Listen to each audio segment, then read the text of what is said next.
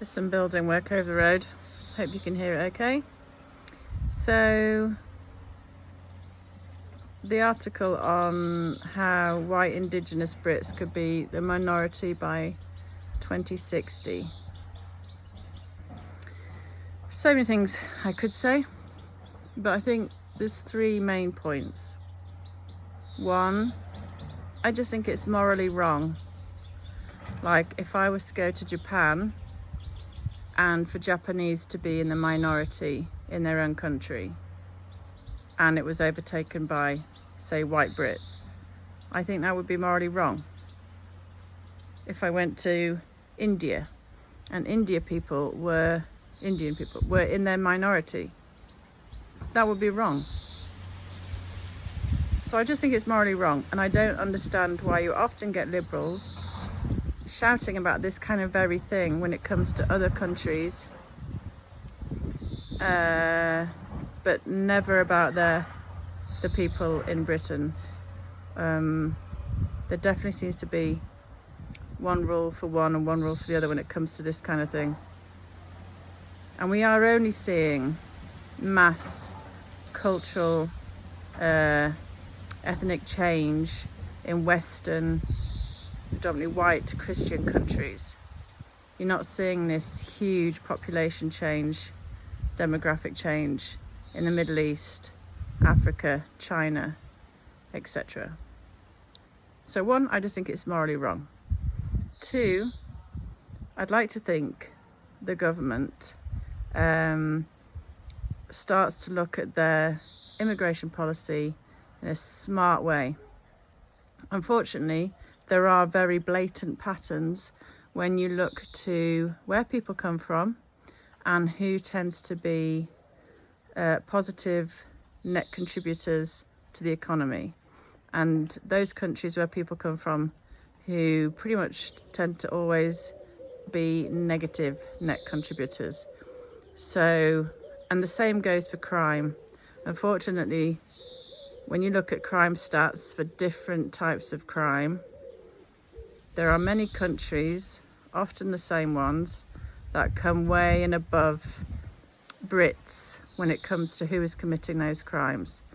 So, a government with its head screwed on would stop immigration from such countries, or at least minimize immigration from those countries. So yeah, a sound government would control immigration so that numbers from countries where they need huge support by welfare or tended to come from areas that were very much high on the crime stats would be minimized.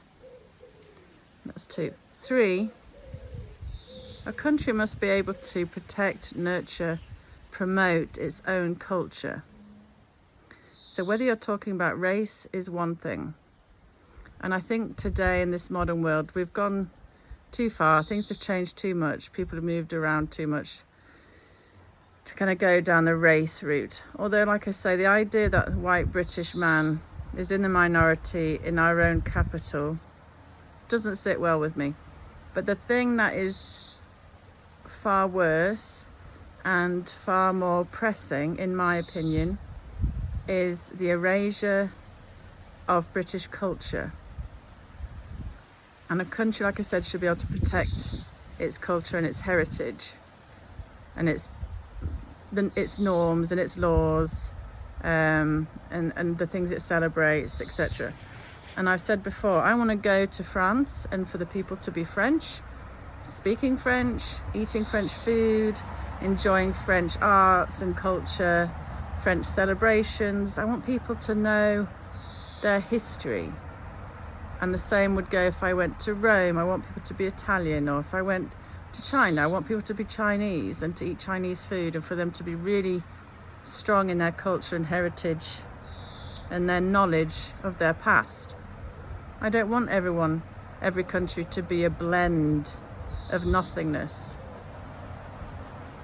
And I welcome immigration where, like I've said many times, where it's an accent to the majority, where it's a sprinkle of glitter on the top, not where it is overwhelming. And when you start having people who weren't born here, or even when their parents weren't born here, or their grandparents, you often find when they're asked, they quite often relate to the country their parents came from rather than here. And the more that you have like that, the less those people, or the population of Britain as a whole, will feel connected to their roots, to this land, to Britain. More unlikely to want to protect its history and culture and heritage and be proud, be patriotic, be cohesive, want to join the military, want to kind of fight for the country. You're going to have more and more divided pockets.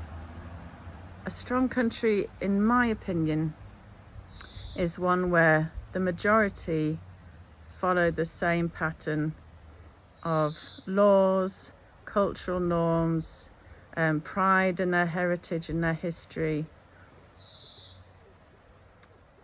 Yeah. So not so much as race, it is about culture. You know, I'm sat here, there's a church next to me. And like I've said, lots of people don't think that they're Christian so much, yet they kind of live their lives by Christian heritage and norms and celebrations and holidays and things like that.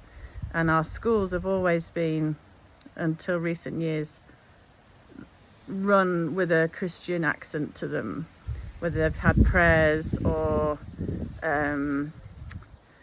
nativity plays or Easter kind of celebrations. And that is all dwindling and watering down. And if you start seeing your churches replaced, if schools stop celebrating Easter, Christmas, if, you know, Yorkshiremen stop wearing their flat caps, if the black taxi cabs in London are gone, the pork pies are gone, just all those little things, the pubs close, I could go on. But if all those things start to be gone and people don't associate with those things, when does Britain stop becoming Britain? So for me, it's a topic lots of people don't want to talk about it, but it's really important. And so I just go back to those three things. One, I think it's morally wrong. Two, you want a country to be smart with their immigration. And three, a country must be able to protect its country and its heritage and its culture. Otherwise, that country will no longer exist.